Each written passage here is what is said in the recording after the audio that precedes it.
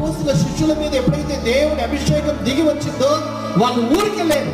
ఈ నామం కోసం చనిపోవడానికి, హింసను పొందడానికి, ఇంకా ఏమైనా కావడానికి మేము సిద్ధమే అన్నారు. ఎందుకు తెలుసా? వాళ్ళలో ఉన్న అభిషేకం, వాళ్ళ మీద నిలబడిన ఆత్మ వాళ్ళని ఒక చోట నిలబెట్టడం లేదు, ఊరికి ఉండనియడం లేదు. ఏదో రకంగా సువార్త ప్రకటించాలి, ఏదో రకంగా యేసు ప్రభువును ప్రకటించాలి.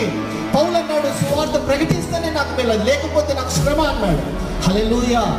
నీ మీద నా మీద దేవుని ఆత్మ నిలబడింది, మనం దేవుని వాక్యాన్ని ప్రకటించడానికి. ఆమేన్. ఆ అభిషేకం నీ మీద నిలబడినప్పుడు మనం మాట్లాడుతున్న ప్రతి మాట ఆదరణకరంగా ఉంటుంది.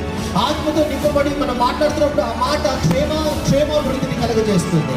మనం ఇతరులతో ప్రార్థన చేస్తున్నప్పుడు, మాట్లాడుతున్నప్పుడు వాళ్ళకి ఆదరణ కలిగించే మాటలనే మాట్లాడతారు.